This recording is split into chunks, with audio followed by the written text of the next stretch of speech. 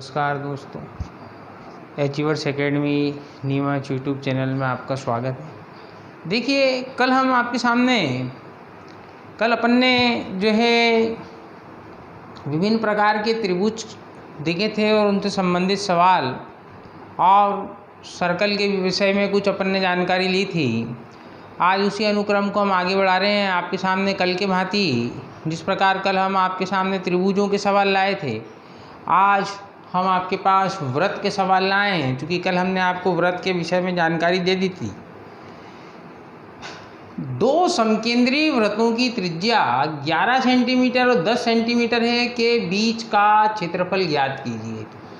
देखिए, समकेंद्रीय मतलब concentric circles, ऐसे दो सर्कल जिनका केंद्र समान होता है वो क्या कहलाते हैं? आपके पास समकेंद्रीय कहलाते हैं। जैसे आपके पास ये एक केंद्र है, इसके ऊपर ये एक सर्कल बना है, इसकी रेडियस आपको बताई गई है 10 और इसी केंद्र के चारों ओर ये एक सर्कल बना है आपके पास, इसकी रेडियस कितनी है? 11। तो आपको इनके बीच का ये वाला क्षेत्रफल निकालना है मित्रों। ये सवाल CTET के अंदर पूछा गया था, आपके भी पूछे जाने की पूरी उम्मीद है। यह इसी प्रकार का सवाल बन के आता है। तो दोस्तों, व्रतों का क्षेत्रफल कितना होता है आपके पास? पाई आर स्क्वायर।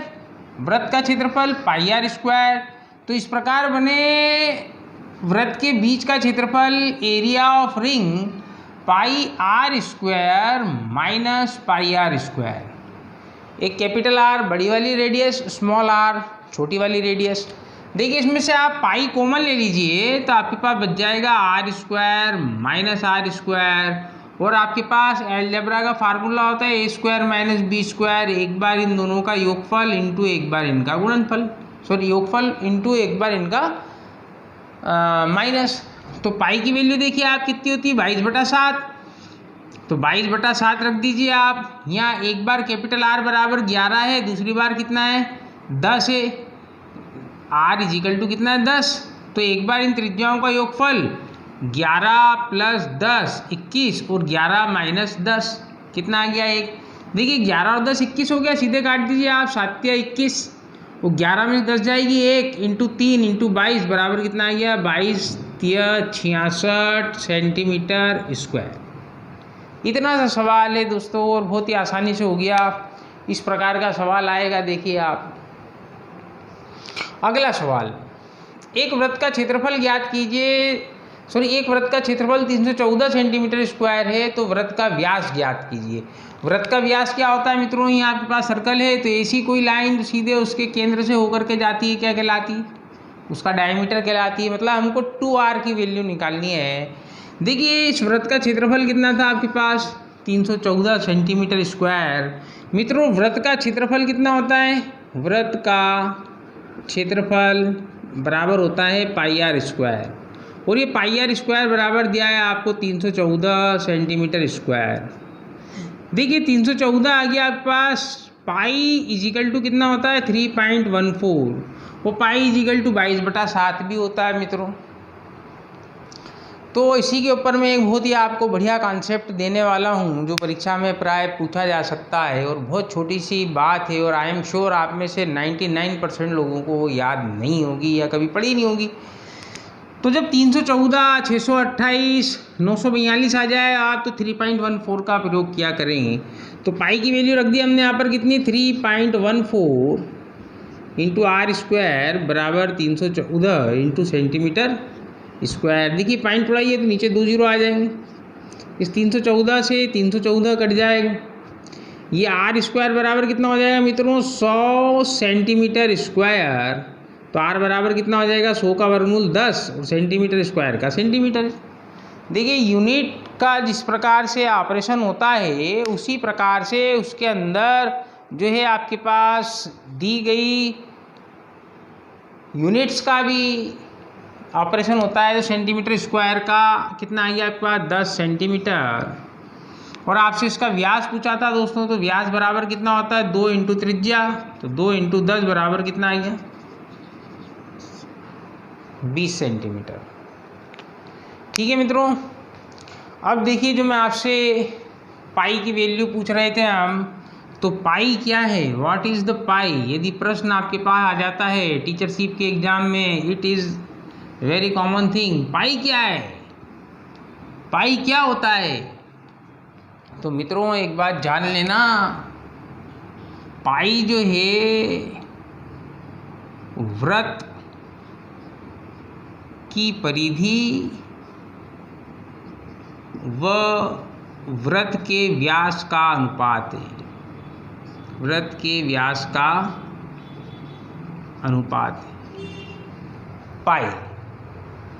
पाई क्या है मित्रों, पाई वृत्त की परिधि एवं वृत्त के व्यास का अनुपात होता है। आप किसी भी प्रकार से निकाल के प्रयास कर लीजिएगा, 22/7 ही आएगा, कुछ भी रेडियस लेकर के देख लेंगे। ये कॉन्सेप्ट था।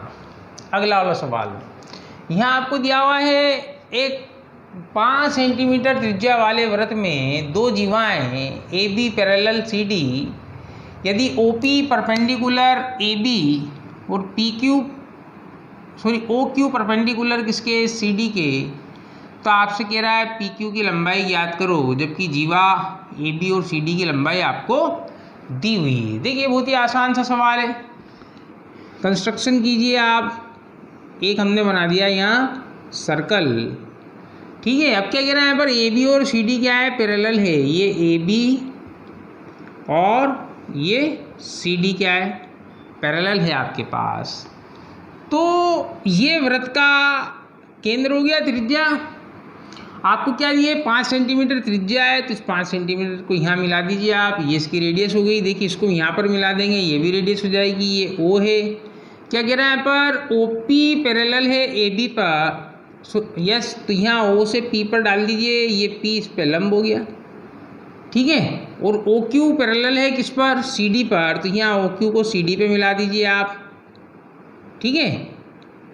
तो आपसे पूछ रहा है यहाँ पर पी क्यू की लंबाई कितनी होगी, जबकि आपको ए बी की लंबाई आपको दी हुई है यहाँ पर कितनी है, 6 सेंटीमीटर, और सी डी की लंबाई कितनी है मित्रों, 8 सेंटीमीटर। ये रेडियस, ये भी रेडियस है, ये भी रेडियस है।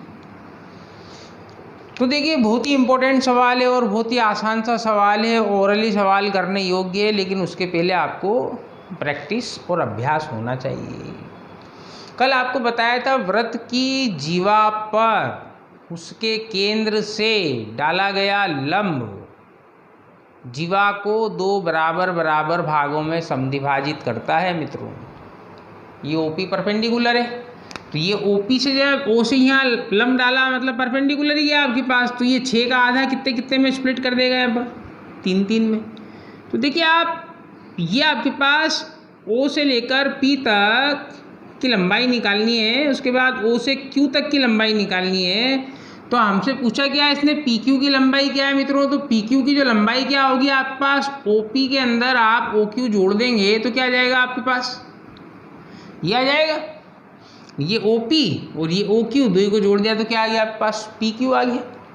अब देखिए आपके पास ये यहाँ पर 90 डिग्री का एंगल बन रहा है, और समकोण त्रिभुज में जहाँ 90 डिग्री का एंगल बनता है उसमें एक लंब होता है, एक आधार होता है, और तीसरी वाली भुजा क्या होता है, उसका कर्ण होता है। तो देखिए आपके पास कर्ण कितना है यहाँ पर, 5 का, और लंब या आधार कितने का, 3 का।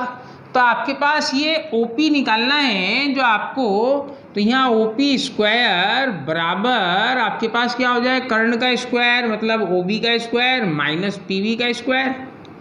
तो OB का स्क्वायर मतलब 5 का स्क्वायर 25 माइनस PB का स्क्वायर 3 का स्क्वायर 9, 25 में से 9 गई तो 16। OP का स्क्वायर मतलब OP बराबर कितना हो गया, 16 का वर्गमूल 4 सेंटीमीटर आ गया मित्रों। तो यहाँ अपन ने लिख दिया OP बराबर 4 सेंटीमीटर प्लस OQ निकालना है। तो देखिए यहाँ पर ये OQ ये Q पर परपेंडिकुलर है 90 डिग्री का, तो ये 8 का आधा कितने कितने में बच गया, 4 4 में। अब की बार जो यहाँ पर आपको निकालना है क्या, OQ का स्क्वायर, तो OQ का स्क्वायर क्या हो जाएगा यहाँ पर, देखिए ये इसके पास कर्ण यहाँ पर वापस आपके पास OD का स्क्वायर है माइनस ये आपके पास QD का स्क्वायर। तो OD क्या है, वही 5 का स्क्वायर 25 माइनस QD 4 का स्क्वायर 16, कितना बच गया आपके पास 9। OQ का स्क्वायर तो OQ बराबर कितना हो गया, 9 का वर्गमूल 3। तो इसकी लंबाई कितनी आ गई आपके पास, OQ बराबर 3। तो देखिए आप PQ बराबर कितना हो गया, 4 3 7 सेंटीमीटर। बहुत इम्पोर्टेंट प्रश्न है दोस्तों ये वाला, मैंने कई विभिन्न परीक्षाओं में देखा है, ना सिर्फ टीचरशिप की एग्ज़ाम में बल्कि व्यापम ने विभिन्न परीक्षाओं के अंदर इस वाले सवाल को पूछ रखा है। तो आपको समझ में आया होगा, इसी प्रकार का सवाल परीक्षा में आता है। ये डबल क्वेश्चन था, आपको दो तरफ की लेंथ निकाल करके उनको आपस में जोड़ना था।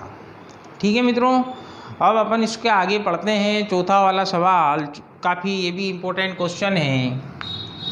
इसमें आपको दिया हुआ है किसी चतुर्भुज के कोणों का कोण 2, 3, 5, 8 के अनुपात में। चतुर्भुज मतलब क्वाड्रिलेटरल दोस्तों, और क्वाड्रिलेटरल क्या होता है आपके पास? क्वाड्रिलेटरल क्या होता है? चतुर्भुज। चतुर्भुज मतलब जो है जिसकी 4 भुजाएं होती है, ऐसी आकृति जो 4 भुजाओं से घिरी हुई होती है, क्या कहलाती है? चतुर्भुज। और उसके समस्त कोणों का योग कितना होता है? 360 डिग्री। तो आपके पास इसका अनुपातिक योग कितना हो गया? जो अनुपात दिए हुए हैं 2, 3, 5, 5, 10 और 8, 18 अनुपात किसके बराबर है? चतुर्भुज के कोणों का योग 360 की। तो एक अनुपात का मान कितना आ गया? 20 डिग्री। अब आपको मित्रों यहाँ ऐसा नहीं पूछा जैसा कल वाले त्रिभुज के अंदर अपन ने देखा था सवाल, त्रिभुज की तीनों कोणों के अनुपात दिए गए थे और कोणों के अनुपात के अंदर आपको पूछ लिया गया था कि सबसे बड़ा कोण कितना है, सबसे छोटा कितना है। कल हमने संपूरक कोण और संपूरक कोण मतलब आपके पास सप्लीमेंट्री एंगल और पूरक कोण या कोटि पूरक कोण जिसको हम कहते हैं कम्प्लीमेंट्री एंगल के बारे में जाना था। क्या होता है आपके पास? दो संपूरक कोणों का योग कितना होता है? 180 डिग्री। और पूरक कोणों का योग कितना होता है? 90 डिग्री। बहुत ही अच्छा सवाल है दोस्तों, स्तरीय क्वेश्चन है ये वाला। क्या कह रहा है आपके पास? सबसे बड़े कोण के संपूरक कोण तथा सबसे छोटे कोण के पूरक कोण का योग निकालो। मतलब यहाँ आपके पास एक कोण का मान आ गया 20 डिग्री, तो इसमें सबसे बड़ा कोण कितना हुआ? सबसे बड़ा एंगल जो सबसे बड़ा अनुपात है 8 × 20 बराबर 20 × 160 डिग्री। और सबसे छोटा कोण कौन सा हुआ? सबसे छोटा अनुपात कितना है? 2। तो 2 × 20 बराबर 40 डिग्री। अब क्या कह रहा है आपके पास? सबसे बड़े कोण का संपूरक कोण, तो 180 में से 160 घटाएंगे तो इसका संपूरक कितना आएगा? 160 का संपूरक कोण 180 - 60 बराबर 20 डिग्री। और 40 डिग्री का पूरक कोण। पूरक कोण का मतलब क्या हुआ मित्रों? यहाँ पर पूरक कोण अर्थात कॉम्प्लीमेंट्री एंगल। संपूरक कोण मतलब सप्लीमेंट्री एंगल। तो इसको आप 90 में से घटा देंगे, 90 - 40 तो कितना जाएगा? 50 डिग्री। एंड इन दोनों का योगफल पूछ रहा है, तो आपका आंसर कितना हो जाएगा? 50 और 20 70 डिग्री। ठीक है दोस्तों, ये था आपके पास ये कुछ जो इम्पोर्टेंट सवाल आए थे वह सवाल। अब हम इसको आगे बढ़ाते हैं, चतुर्भुज की जानकारी प्राप्त करते हैं। जैसा कि हमने आपको पिछली क्लास के अंदर त्रिभुज बताया था, और त्रिभुज कितने प्रकार के होते हैं उनकी भुजाओं के आधार पर, उनकी जो है एंगल के आधार पर। फिर कल हमने सर्कल देखा था, वृत्त। आज हम चतुर्भुज देख रहे हैं दोस्तों। और चतुर्भुज के अंदर सबसे पहले हम देखते हैं आयत। क्या देखते हैं? आयत या रेक्टेंगल। देखिए दोस्तों, आयत को आप जान लीजिए, जिसकी आमने सामने की भुजाएं आपस में बराबर होती हैं, ये आपके पास बराबर का निशान है, तथा जिनके प्रत्येक कोण का मान कितना होता है मित्रों? 90 डिग्री होता है, वह क्या कहलाता है आपके पास? आयत कहलाता है, रेक्टेंगल। के सामने आपके सामने फिगर जो लिखा है ये किसका है आपके पास? रेक्टेंगल का फिगर है मित्रों। अब आयत का परिमाप, इसका परिमाप मित्रों, आयत का परिमाप किसे कहते हैं? देखिए ये वाली लेंथ, ये वाली लेंथ, ये वाली लेंथ और ये वाली लेंथ, इन सबका सम हो जाए, मतलब 2 × एक बार उनकी लेंथ प्लस उनकी ब्रेथ, ठीक क्या हो गया आपके पास? ये हो गया इसका परिमाप, ये इसकी इकाई यूनिट। यदि सेंटीमीटर है तो लेंथ प्लस ब्रेथ × 2 वो सेंटीमीटर आ जाएगी, मीटर में है तो मीटर में आ जाएगी। फिर आता है आपके पास आयत का विकर्ण। आयत का विकर्ण, विकर्ण मतलब होता है डायगोनल, परिमाप मतलब क्या होता है पैरामीटर, तो विकर्ण क्या होता है स्क्वायर रूट में लेंथ का स्क्वायर प्लस ब्रेथ का स्क्वायर। जो लंबाई है उसका वर्ग कर दीजिए और चौड़ाई है उसका वर्ग कर दीजिए, उनको जोड़कर उनका वर्गमूल निकाल लीजिए, क्या आ जाएगा आपका आयत का विकर्ण। फिर आपके पास आता है मित्रों आयत का क्षेत्रफल। आयत का क्षेत्रफल ये आपको पता ही है, लंबाई इंटू चौड़ाई, लेंथ इंटू ब्रेथ, ये आता है यहाँ पर आपके पास क्या वर्ग इकाई, डायगोनल भी इकाई में आता है इकाई के अंदर। ठीक है दोस्तों, ये था आपके पास रेक्टेंगल।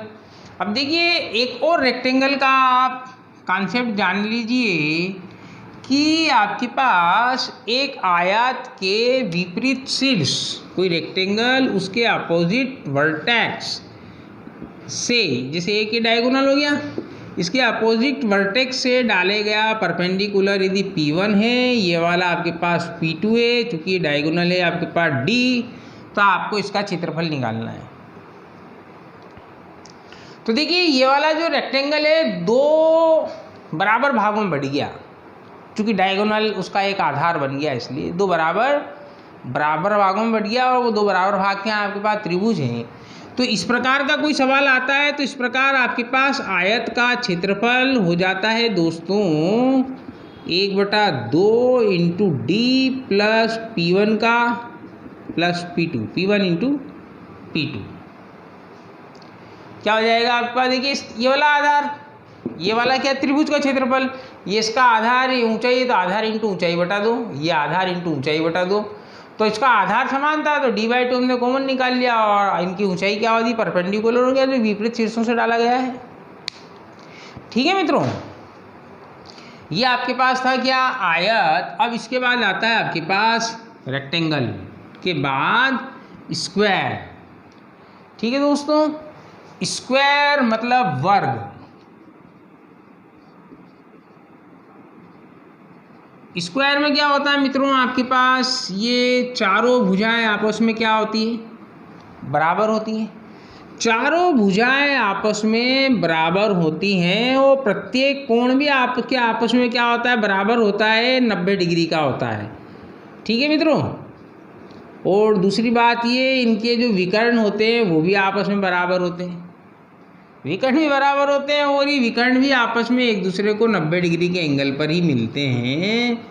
ये आपको क्यों बता रहा हूँ, क्योंकि एक अगला फिगर बताऊँगा तो आप इसमें और उसमें विभेद करना आना चाहिए। तो आपके पास ये वर्ग, इसका परिमाप मतलब पैरामीटर आप सबको पता है कितना होता है, 4 इंटू उसकी साइड दैट इज ए। ऐसी कोई सी भी आकृति जिसके अंदर सारी की सारी भुजाओं की लंबाइयाँ बराबर होती हैं उसको स्मॉल ए से इंडिकेट करते हैं। फिर आता है आपके पास इस वर्ग का विकर्ण मतलब डायगोनल, √2 इंटू उसकी side that is a, √2 into उसकी साइड ए। विकर्ण को डी से भी डिनोट करते हैं। फिर आता है मित्रों इसका स्क्वायर का क्षेत्रफल ए स्क्वायर। क्या होगा मित्रों, ए स्क्वायर क्षेत्रफल की इकाई होती है वर्ग इकाई या स्क्वायर यूनिट, और जो सिंपल आपके पास है उसकी इकाई।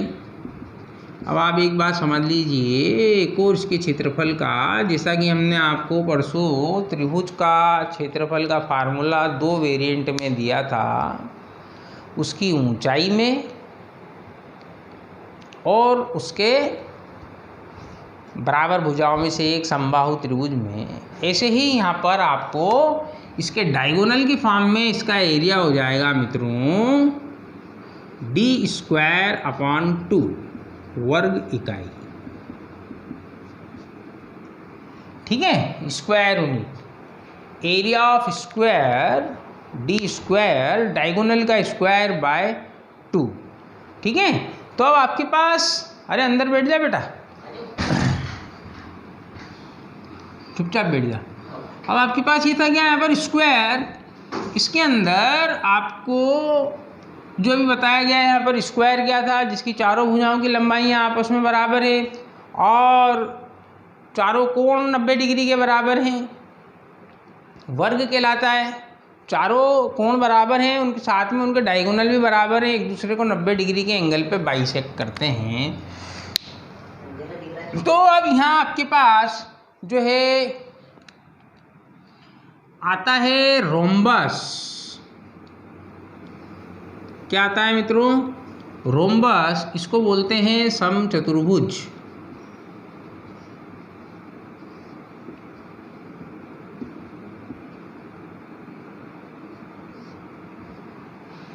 समचतुर्भुज, चारों भुजाएं इसकी बराबर हैं, तो चारों बराबर होने के कारण चारों एंगल भी कितने हो, क्या कहते हैं आपके पास, ए हो गया। और इसके डायगोनल एक दूसरे को बाइसेक्ट करते हैं। Their diagonal bisect each other at 90 degree. देखो मित्रों, ये भी आपके पास क्या करते हैं, 90 डिग्री पर बाइसेक्ट करते हैं। चारों भुजाएं बराबर है, लेकिन इसके चारों कोण आपस में बराबर नहीं होते हैं। लेकिन उसके चारों कोण आपस में बराबर नहीं होते हैं, मतलब वो जो आपके पास वर्ग में चारों कोण भुजाओं के बराबर हुआ करते थे 90-90 डिग्री के, ऐसे इसके अंदर सिर्फ अंतर इतना है कि चारों कोण आपस में इसके बराबर नहीं होते हैं। यदि इसका ये डायगोनल D1 है और दूसरा डायगोनल आपके पास D2 है, तो इसका एरिया क्या हो जाएगा मित्रों, area is equal to D1 into D2/2। और एरिया इसलिए क्या हो जाएगा, स्क्वायर यूनिट के अंदर आ जाएगी। यहाँ पर area of rhombus is equal to D1 into D2/2। अब देखिए यहाँ पर ये D1 था, तो इतना वाला हिस्सा D1/2 हो जाएगा, ये भी D1/2, ये वाला D2 है, तो यहाँ से यहाँ तक ये हो जाएगा D2/2, और ये भी क्या हो जाएगा आपका D2/2। तो ये आपके पास रोम्बस है, वो था आपके पास स्क्वायर। ठीक है मित्रों, अब आप जानिए एक अगला क्वाड्रिलेटरल जिसको समानांतर चतुर्भुज कहते हैं, पैरेललोग्राम। समानांतर चतुर्भुज, पैरेललोग्राम।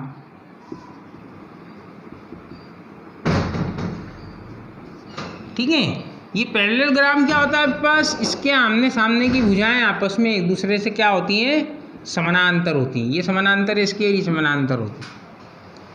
समानांतर क्या होता है, जैसे आपको उस समय भी बताया था, दो समानांतर भुजाएं आपस में कभी भी एक दूसरे से मिलती नहीं है। जैसे आपके पास रेलवे की पटरी हो गई, सड़क के किनारे हो गए, नदी के किनारे हो गए, तो ऐसे ही ये भी कभी आपस में नहीं मिलती है मित्रों। तो समानांतर चतुर्भुज का क्षेत्रफल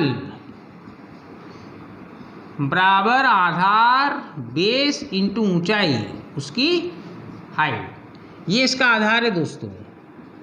लेकिन ये इसकी ऊंचाई नहीं है, यहाँ से एक परपेंडिकुलर गिराया जाएगा, ये इसकी क्या कहलाएगा, यहाँ पर हाइट कहलाएगी, ये है इसकी ऊंचाई। अब आपके पास सपोज आधार नहीं है, ऊंचाई भी नहीं है, लेकिन आपको क्या दिया जाएगा कि एक समानांतर चतुर्भुज की क्रमशः भुजाएं ए बी है, तो क्रमशः ये ए बी, तो ये भी इसके बी, और ये होगी आपके पास है उसको मिलाने वाला एक विकर्ण, उसकी लंबाई क्या है आपके पास डी। तो ये वाला आपके पास दो ट्राइंगलों में स्प्लिट हो गया, ट्राइंगल 1 और ट्राइंगल 2 के अंदर। तो इस क्वाड्रिलेटरल ABCD का जो आपको एरिया निकालना है, तो यहाँ area of quadrilateral ABCD is equal to 2 into any triangle of ABC और ADC। ये आपका ABC है और ये ADC है, तो ये दो बराबर भागों में बट गया। यदि बराबर भागों में भी नहीं बटेगा तो दो अलग अलग ट्राइंगलों का सम हो जाएगा, एक triangle ABC plus triangle ADC। और इसके अंदर आप तीनों साइड अलग अलग हैं, तो आपको त्रिभुज के अंदर बताया गया था हीरोस फार्मूला वाला अपन लगा देंगे फॉर्मूला। ठीक है, तो ये क्या था आपके पास, समानांतर चतुर्भुज। अब आता है आपके पास मित्रों समलंब चतुर्भुज, ट्रेपेजियम। कौन सा चतुर्भुज मित्रों, समलंब चतुर्भुज, इन इंग्लिश ट्रेपेजियम। देखिए ट्रेपेजियम किस किस प्रकार के हो सकते हैं।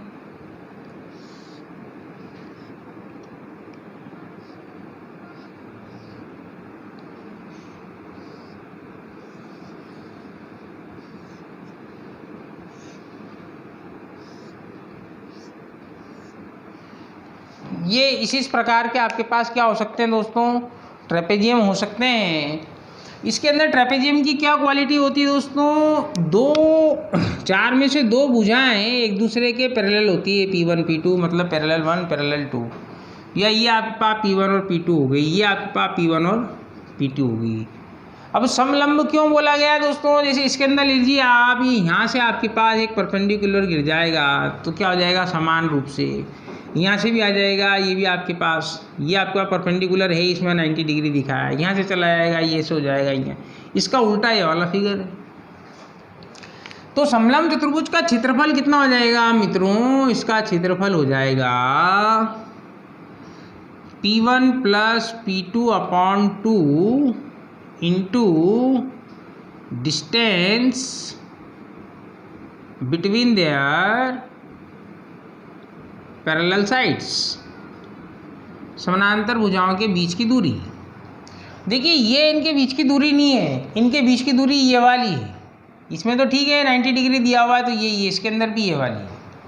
तो ये क्या है दोस्तों, आपके पास समलंब चतुर्भुज पैरेलल साइड्स का सम डिवाइडेड बाय 2 इंटू उनके बीच की दूरी, ये आपके पास क्या है दोस्तों, ट्रेपेजियम है। आपको यह जानकारी कैसी लग रही है मित्रों, अच्छी तरह अपने बारे में हमें अपनी राय प्रकट किया करें, कमेंट्स बॉक्स में दे दिया करें। अपने इस चैनल को आप लाइक करें, सब्सक्राइब करें और शेयर करें तथा ज़रूरतमंदों तक पहुंचाएं, जिससे हर व्यक्ति इस चैनल का लाभ ले सके और निश्चिततः सफलता प्राप्त करे। एक और चीज़ जाते जाते सीख लीजिए, जिस प्रकार कल हमने समबाहु त्रिभुज के अंतःव्रत की त्रिज्या और परिव्रत की त्रिज्या a/2√2, a/2√3 और a/√3 हमने देखी थी, ऐसे ही वर्ग का भी पूछ लिया जाता है दोस्तों। ये आपके पास वर्ग क्या है, आपके पास ही इसका अंतःव्रत बनेगा आपके पास, तो क्या आएगा, ये आएगा वर्ग के अंदर अंतःव्रत की त्रिज्या r, इसको I कह दीजिए, इजिकल टू a/2। जो दोस्तों ये इसकी ये एक साइड है, चाहे ऊपर तक जाएंगे तो साइड बनती चली जाएगी, और ये क्या है, इसका डायमीटर है, मतलब 2r कितना है इसका, a के बराबर है, तो रेडियस क्या होगी आपका a/2। यही आपके पास अंतःव्रत इन सर्कल की जगह आपके पास परिव्रत कह दिया जाए, परिव्रत की त्रिज्या। तो देखो ये अंतःव्रत, इसके अंदर टेंजेंट था, यहाँ पर इसकी जो साइड थी टेंजेंट थी सर्कल की, और परिव्रत क्या है आपके पास वर्टेक्स से होता हुआ जाएगा, तो इसकी ये यहाँ आपके पास क्या है, ये इसका डायगोनल आया √2a। तो अब की बार √2a इसका डायमीटर है, तो इस परिव्रत की त्रिज्या कितनी होगी, √2 इंटू a/2। ठीक है मित्रों, तो अंतःव्रत की त्रिज्या ये है, तो अंतःव्रत का क्षेत्रफल कितना हो जाएगा आपके पास, πa²/4, और यहाँ परिव्रत का क्षेत्रफल क्या हो जाएगा आपके पास मित्रों, πa²/2। इंपॉर्टेंट नोट, आपके पास व्रत के परिव्रत और अंतःव्रत, परिव्रत को RO कह देते हैं, RO रेशियो RI पूछा जाता है, और परिव्रत का क्षेत्रफल और अंतःव्रत का क्षेत्रफल AO रेशियो AI पूछा जाता है।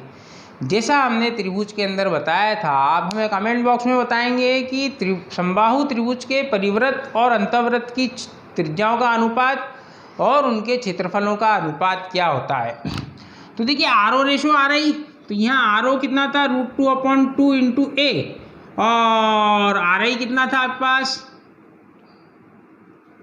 a/2। तो 2 से 2 काट दीजिए, a से a काट दीजिए, कितना है, √2:1। इसको रेशनलाइज कर देंगे, √2 का दोनों तरफ मल्टीप्लीकेशन, या आप ठीक है इसमें √2:1 ही पूछा जाता है, या 2:√2 हो जाएगा, बात बराबर है RO से। और AO रेशियो ये है, इसी का वर्ग कर दीजिए, 2 का स्क्वायर 2 और 1 का स्क्वायर 1। तो परिव्रत से अंतःव्रत के क्षेत्रफल का अनुपात 2:1, और परिव्रत से अंतःव्रत की त्रिज्या का अनुपात √2:1 होता है। ठीक है दोस्तों, आशा है आपको समझ में आएगा। आप अपने इस चैनल को सब्सक्राइब कीजिए, लाइक कीजिए और शेयर कीजिए। Thank you.